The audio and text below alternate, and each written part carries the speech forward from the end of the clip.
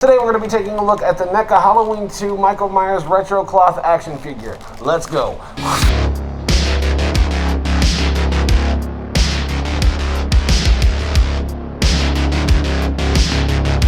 Greetings everyone, my name is Nightshade. This is the Night Shift, a place where we collect all things spooky, and today we're switching it up just a little bit. I used to be an avid action figure collector. I mostly focused on Star Wars stuff, a little bit of Marvel stuff here, a little bit of horror stuff here, but it was mostly Star Wars. I'm a huge Star Wars fan, but in order to get out of St. Louis and move to outside of Cincinnati, I ended up selling it, and starting over a collection really does suck, especially when you go from like 200 to 300 figures to zero. So I kind of just gave up on collecting figures altogether. And ever since then, something has just been missing. Collecting masks is cool and everything, it really is. I enjoy it more than anything in my life. However, it's not the same as going to the store and looking for an action figure, a specific action figure you have been looking for a long time, and finding it. Like, the energy is just not the same. All these masks back here are pre-ordered and then sent in. When it comes to action figure collecting, you know, it's kind of like what's at the store. And I was like, you know what? I have a YouTube channel. I like horror. I like action figures. Why not start that action figure collection with horror action figures and opening them here on the channel and reviewing them with you guys? So I decided to add horror figures here on the Night Shift and see how well they do, see if you guys like it. If they don't do good, I'll just collect them on my own time, no harm done. And we're going to start with the Neca Halloween 2 Michael Myers retro cloth action figure, because Michael Myers is my homeboy. So with all that out of the way, I'm going to get behind the camera, switch lenses, and open this bad boy up. Let's go. Alright, so here it is in the package. I just want to say the packaging is really nice. I really do like this Michael Myers artwork here. End scene from Halloween 2. And the back looks really cool. It looks like they took some really dope promotional pictures with one of these. And I also like that the packaging you can pop apart and then pop back together. So if you wanted to keep your action figure in the box, you could. And that's an added bonus in my opinion. However, I'm not going to be worried about that. I'm going to eventually find a way to display these and have a really cool setup. I'm going to find a way to display this somewhere, but yeah, let's go ahead and open this bad boy up. So here's what the artwork looks like outside of the packaging. No harsh glares with my lighting setup, and the backside once more for good measure. Alright, so here we have him. He stands pretty well by himself. Doesn't really stand too well by himself on this cloth here, but he stands well on hard surfaces. Looking pretty good, if I do say so myself, and I do. Sculpturally, this one's more accurate to the Dick Warlock portrayal of Michael Myers in Halloween 2. That's why I went with this one. Also one of my favorite masks in the franchise. As far as the paint goes, it's not very accurate. You're missing like the dirt line here. There's a couple things that could be done differently, but I'm not too fussed about it. I do like that they added these bullet hole wounds. I don't know if you can tell or if you can see it, but underneath they painted his skin red to give it like the blood effect, just to help sell that effect a little bit better. The articulation's pretty great on this thing. He can lift his arms up and down, he can bend his elbow. Move his wrist around, and it's like that on the other side. His knees bend pretty well too. His feet move as well. For display purposes, you can pretty much pose him however you want, doing whatever you want. So we are going to set him to the side real quick and then take a look at the accessories that he came with. So here we have the L-Rod kitchen knife. The paint job on it's pretty good. I do like that it does shine in the light, giving it a really good metallic look. It's also got serrated edges on it, so yeah, that's really cool, really nice detail. And it's got just sort of a generic brown wood handle. You know, nothing too special, but that's okay.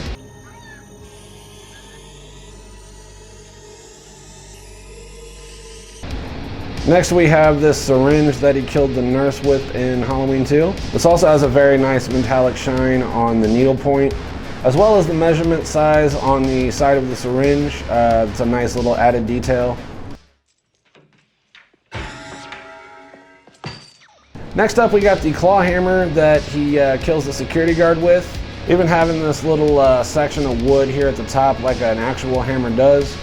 Also has that nice metallic shine, so it gives it a more realistic feel to it. Really dig that.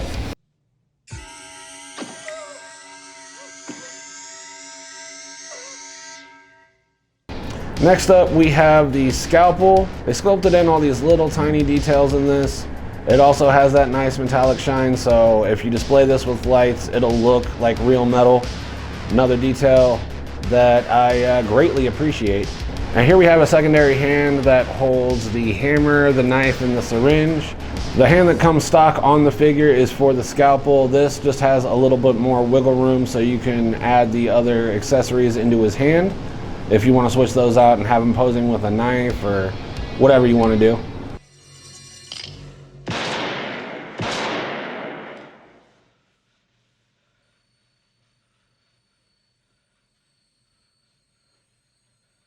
So here we have the second head. It has the Bloody Tears look. This is a lot of people's favorite look from Halloween 2. It is not mine by any stretch of the imagination.